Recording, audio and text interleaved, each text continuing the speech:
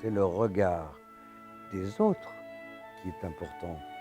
Moi, mon travail, je sais que je m'applique, que j'essaye de tendre vers le beau. Le beau attire toujours, finalement, quand même. Heureusement.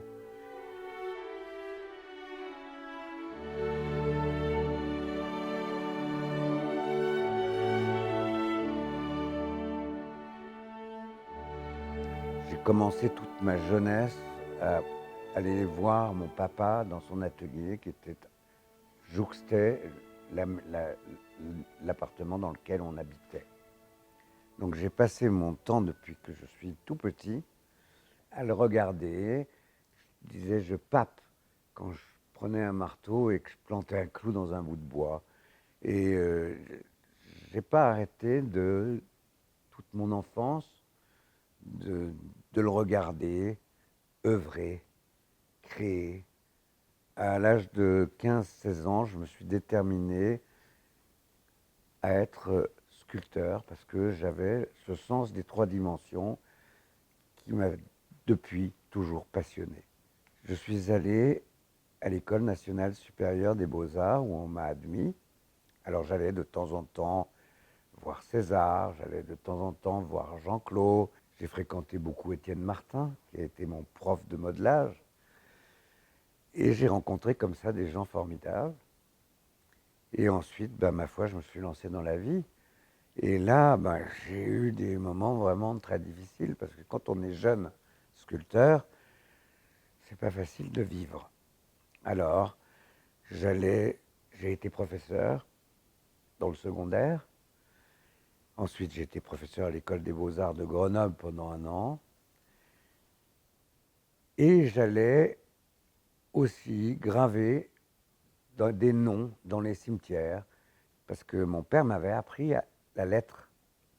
Donc je savais faire des très belles lettres.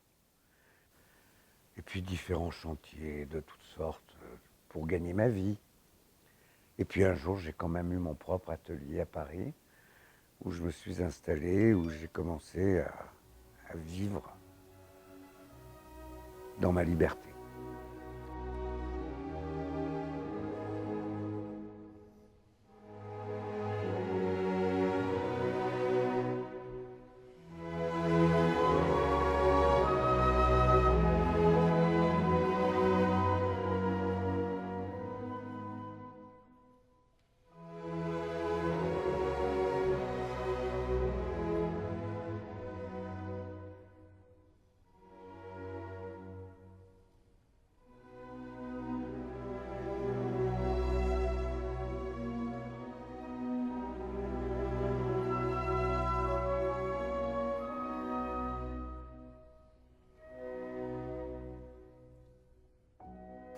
Le bronze m'offre 100 fois plus de possibilités que la pierre ou que le marbre. 100 fois plus. Parce que justement, on peut l'armer et donc faire tenir des choses dans des espaces et dans des équilibres qui sont compliqués, alors que la pierre ne le permettrait pas du tout. Je commence toujours par quelques dessins qui me permettent de cerner mon projet. Et puis je tourne autour déjà un petit peu pour comprendre comment ça va se passer, de face, de profil, l'arrière, etc. Ensuite, je passe à la maquette, qui peuvent être des maquettes en terre, qui peuvent être des maquettes en cire directe. J'utilise cette maquette pour faire l'agrandissement dont j'ai rêvé et que j'ai dessiné. Et à ce moment-là, quelle que soit la taille d'ailleurs, j'utilise du polystyrène que je taille, que j'évide.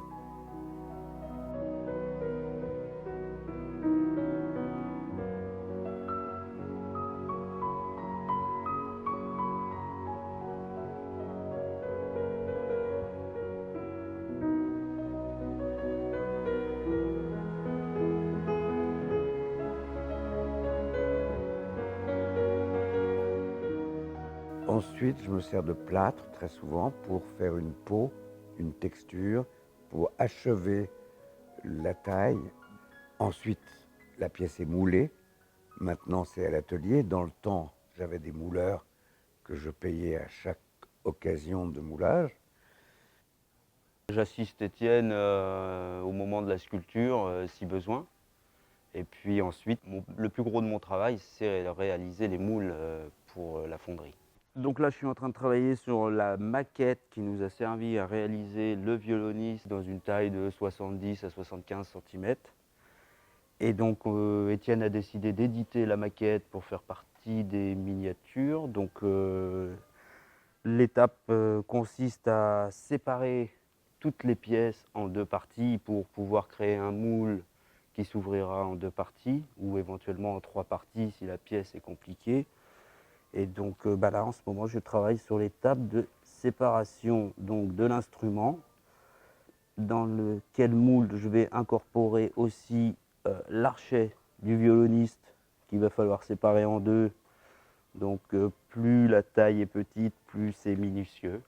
À partir des moules que je vais créer, on va expédier ces moules, ce sont des moules pour la cire perdue. On va expédier ces moules en fonderie, qui eux vont réaliser des cires à l'intérieur des moules, donc ou par coulée ou par estampage au pinceau.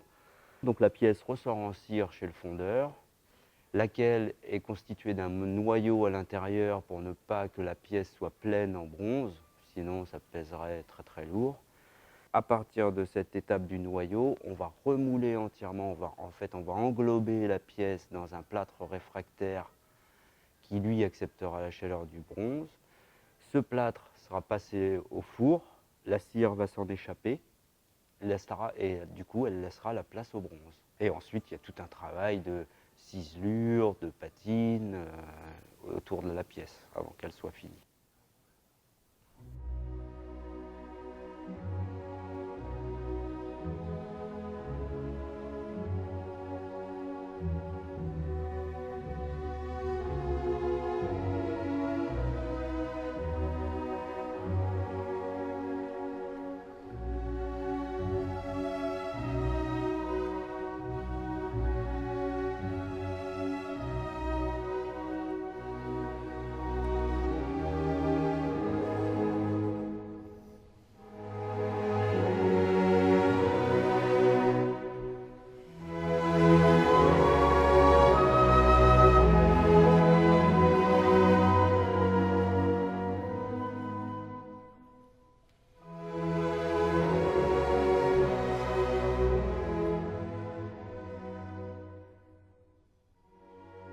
Ça fait 32 ans que je suis arrivé sur l'île de Ré, que j'y travaille, avec beaucoup de bonheur.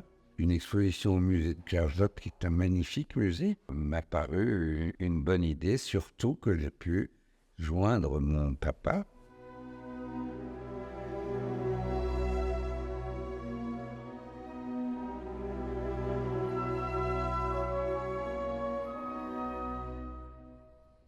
C'est vraiment un moment exceptionnel dans l'histoire du musée, mais aussi dans l'histoire de la présentation des œuvres d'Étienne et d'Arcabas. Les moments où ils sont réunis, tous les deux, père et fils, en communion, sont très rares. Il y a eu très peu d'expositions consacrées à leurs œuvres, et encore plus dans un musée. On connaît leurs travaux communs dans les églises, comme à la cathédrale de Saint-Malo, mais moins dans les lieux culturels. Et c'est une première qu'Étienne est venu me proposer. Et c'est une proposition que je ne pouvais pas refuser. C'est une exposition qui est douce aux yeux et qui fait du bien.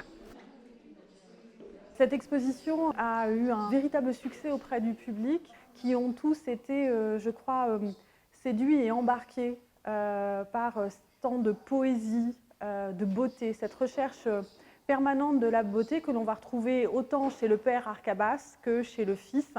Il y a cette filiation très forte. Oui, j'ai admiré son œuvre, j'ai admiré son travail, et je l'admire toujours, parce que je parle à l'imparfait, mais moi, pas c'est composé, mais c'est pas raisonnable, parce que je l'aime toujours autant.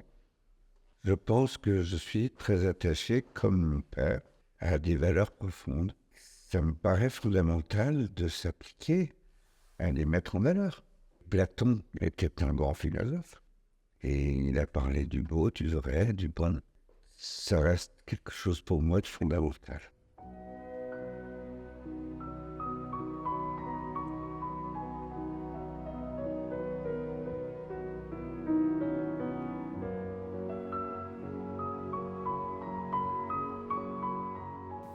C'est l'amour, en fait. C'est ça qui est fondamental dans ce 21e siècle qui a été beaucoup abîmé par une modernité transformée aujourd'hui en art contemporain qui, moi, ne me parle pas du tout parce que, pour moi, il n'y a pas d'amour. Et l'amour est fondamental pour moi.